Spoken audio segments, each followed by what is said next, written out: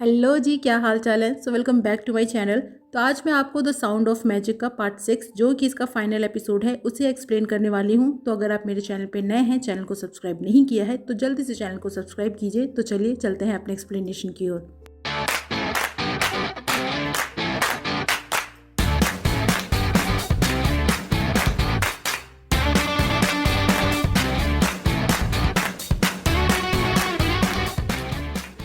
Episode 6 की शुरुआत में पुलिस डेड बॉडी को लेक से बाहर निकलवाती है और ऑटोप्सी से पता चलता है कि वो बॉडी उसी मिसिंग स्टूडेंट हा यून की है और उन्हें पार्क के पास से ही हा यून की कुछ बिलोंगिंग्स भी मिलती हैं।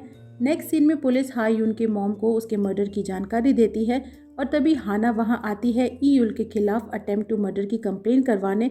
वहीं स्कूल में आई हाना की फ्रेंड को कुछ लड़कियों से बातें करते सुनती है तो उसे हा यून के मर्डर के बारे में जानकारी मिलती है और हाना की फ्रेंड आई को सुनाते हुए बताती है कि कुछ दिनों पहले हाना पे भी मैजिशियन यानी ईयुल ने अटैक किया था और उसकी जान लेने की कोशिश की थी। जिसके बाद आई पार्क में आती है पर ईयुल वहाँ नहीं होता और वहाँ उसे ईयुल की एक डायरी मिलती है जिसमें उसने अपने मैजिक के ट्रिक्स के बारे में लिखा था और उसी से उसे स्टेज के नीचे एक चेंबर के बारे में पता चलता है जिसका यूज़ ईयुल अपने परफॉर्मेंस में करता है। और जब आई उस चेंबर में जाती है तो वहाँ वो ईयुल को देखती है उसके तोते के साथ जिसकी हालत बहुत ख़राब थी और आई ईयुल से इसका रीज़न पूछती है तो ईयुल बताता है कि उसके साथ एक छोटा सा एक्सीडेंट हुआ था। तो आई बोलती है कि वो उसके तोते को हॉस्पिटल ले जाएगी पर अभी ईयुल को छुपना होगा। पर ईयुल मना करता है और ज़ोर ज़ोर से रोने लगता है एकदम बच्चों की तरह, जो देखकर आई शॉक होती है कि एक अडल्ट होकर ईयुल ऐसे कैसे रो सकता है। पर ईयुल अपने इमोशंस को लोग क्या कहेंगे इस बात से जज नहीं करता बल्कि खुलकर उन्हें एक्सप्रेस करता है और कहता है कि उसका तोता अपने लास्ट टाइम में अकेले नहीं रहना चाहता इसीलिए वो उसे हॉस्पिटल नहीं भेजेगा। पर आई उसे बताती है कि पुलिस उसे ढूंढ रही है और इसीलिए उसे वहाँ से जाना होगा। पर ईयुल उसे पूछता है कि आखिर पुलिस उसे क्यों ढूंढ रही है। तो आई उसे पूरी बात बताती है और बोलती है कि पुलिस को शक है कि उसने चोरी की है और भी बहुत से केसेस में उसकी इन्वॉल्वमेंट है। पर ईयुल इन सब बातों से इनकार करता है और बोलता है कि उसने ऐसा कुछ भी नहीं किया है और इसीलिए वो कहीं नहीं जाएगा। पर आई उससे पूछती है कि अगर पुलिस ने और किसी ने भी उसकी बात पे विश्वास नहीं किया तो वो क्या करेगा, जिस पे ईयुल उससे बड़े ही इनोसेंस से पूछता है कि क्या वो भी उसका विश्वास नहीं करेगी। लेकिन तभी पुलिस वहां आ जाती है जो ईयुल को मिन के नाम से बुलाती है और उसे अरेस्ट करने को बोलती है। हालांकि आई उन्हें रोकने की कोशिश करती है और बोलती है कि ई डोंग ने गवाही दी थी कि वो चोरी के टाइम पे ईयुल के साथ था, तो फिर पुलिस उसे क्यों ले जा रही है। लेकिन पुलिस के पास ईयुल के खिलाफ काफ़ी सबूत थे, प्लस वो पार्क में इलीगली रह रहा था। और ईयुल आई से परेशान ना होने को बोलता है और कहता है कि उसे बस कोई चाहिए जो उस पर विश्वास करे और वो बिल्कुल ठीक है क्योंकि उसने कुछ भी गलत नहीं किया है तो वो जल्दी ही वापस आएगा। लेकिन तब तक आई उसके तोते के साथ रहे क्योंकि वो उसे उसके लास्ट टाइम में अकेला नहीं छोड़ना चाहता। और ईयुल के जाने के बाद पुलिस आई को ईयुल के बैकग्राउंड के बारे में बताती है कि वो हाई स्कूल ड्रॉप आउट है। 10 साल पहले उसे मेंटल हॉस्पिटल में रखा गया था ट्रीटमेंट के लिए और 3 साल पहले उससे एक स्टूडेंट के गायब होने के सस्पेक्ट में पूछताछ हुई थी और ऐसे ही बहुत से मामलों में उससे पूछताछ हो चुकी है। और आई से पूछता है कि वो बिना किसी के बारे में जाने उस पर विश्वास कैसे कर सकती है, एटलीस्ट उसे अपने क्लासमेट के मर्डर के बाद से सावधान रहना चाहिए। लेकिन कोई कुछ भी कहे आई फिर भी ईयुल पे विश्वास करती है क्योंकि एक टाइम था जब कोई उसके साथ नहीं था तब ईयुल उसके साथ था और उसे हमेशा खुश करने की कोशिश करता था, यानी कि उसका ईयुल के साथ एक्सपीरियंस लोगों के ओपिनियन के बिल्कुल अपोजिट था। और तभी ई डोंग वहाँ आता है और उसे पता चलता है कि पुलिस ईयुल को ले जा चुकी है और वो आई से बोलता है कि लोग चाहे जो भी कहें वो भी ईयुल पे विश्वास करता है और इतना ही काफ़ी है, वो लोग ईयुल को इनोसेंट साबित करके रहेंगे। उसके बाद दोनों उस प्रेग्नेंट लेडी से मिलने आते हैं जो बताती है कि वो ईयुल की मिडिल स्कूल से फ्रेंड है और उस लेडी से हमें पता चलता है कि ईयुल मिडिल स्कूल में एक ब्राइट स्टूडेंट था और क्लास में टॉप किया करता था। वो लेडी उसे लाइक करती थी बट ईयुल का इनमें कोई इंटरेस्ट नहीं था, उसकी दुनिया किताबों में थी क्योंकि उसके पेरेंट्स वेल नोन प्रोफेसर्स थे जिसकी वजह से उस पर भी प्रेशर होता था लाइफ में कुछ अच्छा करने का। लेकिन जब वो हाई स्कूल में आया तब तक ईयुल बहुत बदल चुका था, उसके बिहेवियर और उसके मार्क्स में भी बहुत अंतर आ चुके थे। अचानक से उसके मार्क्स खराब होने लगे थे और एक दिन वो स्कूल में बेहोश हो गया और उसे हॉस्पिटल में एडमिट कराया गया जहां वो सिर्फ पढ़ाई करता था और उसकी एक ही रट थी कि उसे कुछ भी कर अपने मार्क्स को अच्छा करना है। और एक दिन नेशनल एग्ज़ाम के कुछ दिनों पहले उसने स्कूल के छत से छलांग लगा दी। हालांकि उसे बचा लिया गया, पर उसके कुछ दिनों के बाद उसे मेंटल हॉस्पिटल में रखा गया, जहां वो ठीक होकर बाहर आया। और अभी 10 सालों के बाद वो लेडी उससे फिर से मिलती है और देखकर शॉक भी होती है, क्योंकि जो ईयुल कभी रियलिटी की बातें करता था, आज वो एक मैजिशियन है। लेकिन शायद वो उसमें खुश भी है, और उस लेडी का भी मानना था कि ईयुल कभी कोई गलत काम नहीं कर सकता। और ईडोंग और आई कहीं ना कहीं ईयुल को समझते हैं, खास करके ईडोंग, क्योंकि उसे भी अपनी फैमिली से वैसा ही प्रेशर झेलने को मिलता है जो कभी ईयुल ने फेस किया था। और ईडोंग भी अपनी लाइफ के उसी फेज से गुजर रहा है जिससे कभी ईयुल गुजर चुका है। वहीं पुलिस ईयुल से पूछताछ करती है, पर ईयुल उन्हें कुछ भी नहीं बताता। तो पुलिस उसे अकेला इन्वेस्टिगेशन रूम में छोड़कर आपस में बातें करती है कि जो नाइफ पार्क से मिली है जिस पे ईयुल के फिंगरप्रिंट्स हैं, और जो नाइफ ओल्ड लेडी ने बताई है, उन दोनों के साइज़ लगभग सेम है। और पार्क में मिले ब्लड सैंपल्स में 2 लोगों के डीएनए है, जिसमें से एक ईयुल का है। और वो उस वीडियो फुटेज को भी देखते हैं जो उन्हें हाना से मिली थी, जिससे पुलिस को लगता है कि शायद ब्लड में जो दूसरा डीएनए है वो इस इंसान का है जिससे ईयुल की लड़ाई हुई थी। पर वो कौन है और अभी जिंदा है भी या नहीं, उन्हें नहीं पता था। लेकिन तभी वो देखते हैं कि ईयुल इन्वेस्टिगेशन रूम से गायब है। इधर वो लेडी बताती है कि ईयुल कभी बड़ा नहीं होना चाहता था, क्योंकि उसे एडल्ट होकर अपने पेरेंट्स की तरह नहीं बनना था। उसे लगता था कि कोई उसे सुन और समझ नहीं सकता है, और इसीलिए वो हमेशा एक बच्चे की तरह ही रहना चाहता था जो मैजिक पे विश्वास करते हैं। और हम समझ सकते हैं कि शायद इसीलिए ईयुल आई और ईडोंग को अच्छे से समझ पाता था और उनकी हेल्प करता था, क्योंकि उसने वैसा टाइम देखा है जब आप लोगों और सोसाइटी के एक्सपेक्टेशंस को पूरा करने और उनके स्टैंडर्ड्स में फिट बैठने के लिए खुद को और खुद के ड्रीम्स को भूल जाते हैं। और तभी आई को कॉल आती है और उसे पता चलता है कि ईयुल बीच इन्वेस्टिगेशन में से गायब है। इसके बाद आई और ईडोंग उसे ढूंढने निकलते हैं, और ईडोंग आई को पार्क में जाने को बोलता है और खुद स्कूल से बैग लेकर ईयुल को बाकी जगह ढूंढेगा।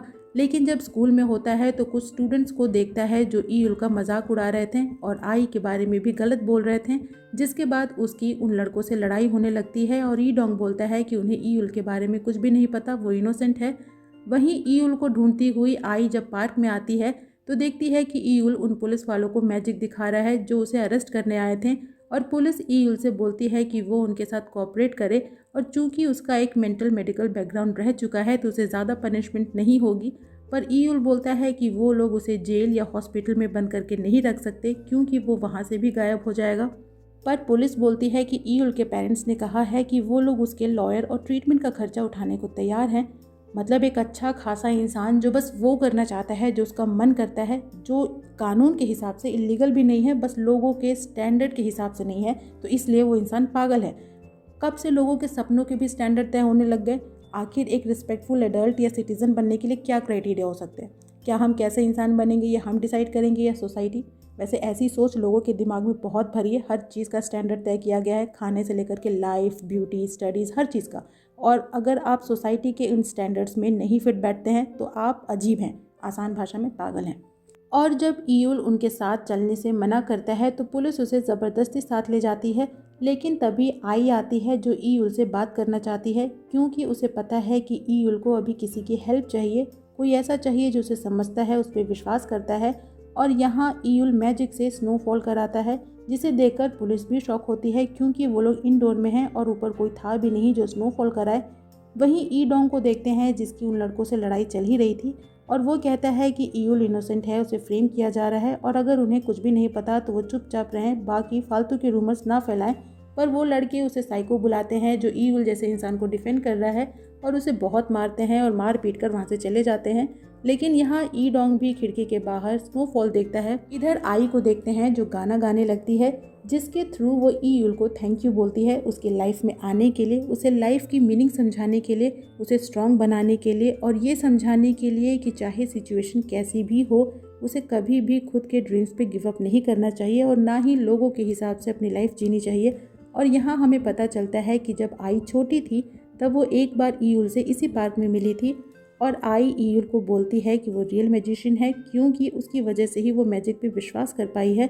और ईयुल उसे अपनी हैट देता है और बोलता है कि इसे पहनकर वो कोई भी मैजिक या विश करे वो ज़रूर सच हो जाएगी। फिर पुलिस ईयुल को चलने को बोलती है, पर आई उसे रोकती है और पूछती है कि क्या उसे मैजिक पे विश्वास है, और ईयुल बस स्माइल करता है। और आई अब अपना मैजिक दिखाती है और ईयुल को वहाँ से गायब कर देती है, जो देखकर पुलिस भी शॉक होती है, क्योंकि ईयुल अचानक से उनकी आंखों के सामने से गायब हो गया था और उसे ढूंढने लगती है। ऐसे ही टाइम बीतता है और अब ईयुल का तोता इस दुनिया में नहीं है।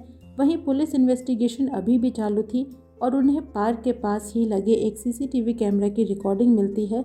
और हैरानी की बात ये थी कि पार्क कई सालों से बंद था और वहाँ आसपास के कैमरे भी खराब थे। पर 2 महीने पहले 11 मार्च को एक कैमरे में 5 से 10 मिनट की रिकॉर्डिंग हुई थी, जिस रिकॉर्डिंग में वो स्टोर ओनर को देखते हैं, जिसके बाद उस ओनर से पूछताछ होती है कि वो पार्क के पास क्या कर रहा था। पर ओनर बोलता है कि फुटेज में जो इंसान है वो नहीं है, लेकिन पुलिस उसे रिकॉर्डिंग ध्यान से देखने को बोलती है। और एक फ्लैशबैक दिखाते हैं कि 2 महीने पहले ओनर के स्टोर में हायुन पार्ट टाइम जॉब किया करती थी और एक दिन ओनर ने उसे चोरी करते हुए देख लिया, जिसके बाद वो उसे पुलिस के पास ले जाने की धमकी देने लगा और हायुन उसे माफ़ी मांगती है। तो ओनर उसे ब्लैकमेल करता है कि जैसा वो बोले वो वैसा ही करे, यानी कि उसका फ़ायदा उठाने की कोशिश करता है। पर हायुन ये सारी चीज़ें रिकॉर्ड कर लेती है और अब वो ओनर को ब्लैकमेल करती है कि अगर उसने उसे पैसे नहीं दिए तो वो पुलिस में उसकी कंप्लेंट करा देगी। तो एक रात ओनर उसे पैसे देने के लिए पार्क के पास बुलाता है, पर जब हायुन वहां आती है तो वो उसे जान से मार देता है और ये सारी चीज़ें सीसीटीवी कैमरा में रिकॉर्ड हो जाती हैं। और पुलिस को पार्क के पास एक मर्डर वेपन जो कि चाकू था वो मिलता है, जिस पे ईयुल के फिंगरप्रिंट्स थे। तो होता ये है कि मर्डर के बाद ओनर पार्क में अंदर जाता है, जहां वो किसी तरीके से ईयुल के फिंगरप्रिंट्स उस चाकू पे लेना चाहता है और इसलिए उसे फालतू का जादूगर बोलकर उकसाता है, जिससे कि ईयुल उस पे उसी की चाकू से अटैक कर देता है, जैसा कि हाना ने अपनी रिकॉर्डिंग में देखा था। और फिर ओनर उस चाकू को जानबूझकर पार्क के पास ऐसे छुपाता है कि वो पुलिस को आराम से मिल जाए और सारा इल्ज़ाम ईयुल पे आ जाए। पुलिस को ओनर के घर के बेसमेंट में मैजिशियन के कपड़े भी मिलते हैं, जिसे पहनकर उसने बॉडी को ठिकाने लगाया, लोगों को धमकियां दी, चोरी की और बड़े ही आसानी से ईयुल को फ्रेम कर दिया, जिसके बाद पुलिस ओनर को अरेस्ट कर लेती है। उसके बाद आई भी पुलिस में ओनर के खिलाफ कंप्लेन करती है कि उसने उसके साथ ज़बरदस्ती करने की कोशिश की थी और ईयुल बस उसकी हेल्प कर रहा था। और पुलिस उससे पूछती है कि क्या 2 महीने पहले 11 मार्च की रात को पार्क के आसपास कुछ अनयूजुअल हुआ था, क्योंकि पार्क के पास की सभी सीसीटीवी कैमरास खराब थे। फिर अचानक से एक तेज़ कलरफुल रोशनी आती है, जिससे कि एक कैमरा 5 से 10 मिनट के लिए चलने लगता है। पर आई कुछ भी ऐसा अनयूजुअल होने से इनकार करती है, तो पुलिस ऑफिसर उसे इस बात को इग्नोर करने को बोलकर वहाँ से चला जाता है। पर आई जब अपने फ़ोन में चेक करती है तो उसे पता चलता है कि 11 मार्च की रात को ही ईयुल ने उसे मैजिक दिखाया था, उसे फेरीवेल पे घुमाया था और फायरवर्क भी दिखाया था। और हम देखते हैं कि इसी फायरवर्क के बीच में एक बटरफ्लाई एक सीसीटीवी कैमरे पे बैठ जाती है और वो चालू हो जाती है। वहीं ई डोंग को स्कूल में देखते हैं, जो स्कूल से ड्रॉप आउट की रिक्वेस्ट अपने टीचर को सबमिट करके वहाँ से चला जाता है, ताकि अब अपनी लाइफ अपने तरीके से जी सके, ना कि किसी के कंट्रोल में। धीरे धीरे टाइम आगे बढ़ता है और अब आई एक कॉलेज स्टूडेंट है जो ढेर सारे पार्ट टाइम जॉब्स भी करती है और अब उसके डैड भी कहीं कंट्री साइड में जॉब करते हैं और दोनों मिलकर डैड के कर्जे को पूरा कर रहे हैं। आई अक्सर ईयुल और उसके तोते को लेटर लिखा करती है, हालांकि उसे नहीं पता कि ईयुल कहाँ है, क्योंकि वो फिर कभी उससे नहीं मिली और इसीलिए वो उस लेटर को पार्क के मेल बॉक्स में डालती है, ये सोचकर कि ईयुल तक वो ज़रूर पहुँच जाएंगी। साथ ही अब वो एक मैजिशियन भी है जो छोटे बच्चों को उनके बर्थडेज या पार्टीज़ में मैजिक दिखाती है और मैजिक दिखाने से पहले वो उनसे पूछती है, do you believe in magic. और इसी के साथ ये एपिसोड और ड्रामा यहीं पे ख़त्म हो जाता है। तो फाइनली इस ड्रामा की एक्सप्लेनेशन यहीं पे होती है ख़त्म। आपको ड्रामा कैसा लगा कमेंट सेक्शन में ज़रूर बताइएगा। वीडियो अच्छे लगे तो वीडियो को लाइक कीजिएगा, फ्रेंड्स के साथ शेयर कीजिएगा और हाँ प्लीज़ कीजिएगा, क्योंकि इस ड्रामा पे मुझे बिल्कुल भी अच्छा रिव्यू नहीं मिला है, तो मैं एक्सपेक्ट करती हूँ कि आप प्लीज़ इसे शेयर कीजिएगा। थोड़ी सी हेल्प आप ज़रूर कर सकते हैं मेरी। मैं आपसे मिलूंगी नेक्स्ट वीडियो में नेक्स्ट मूवी की एक्सप्लेनेशन के साथ। तब तक अपना खूब सारा ख्याल रखिए। सायोनारा।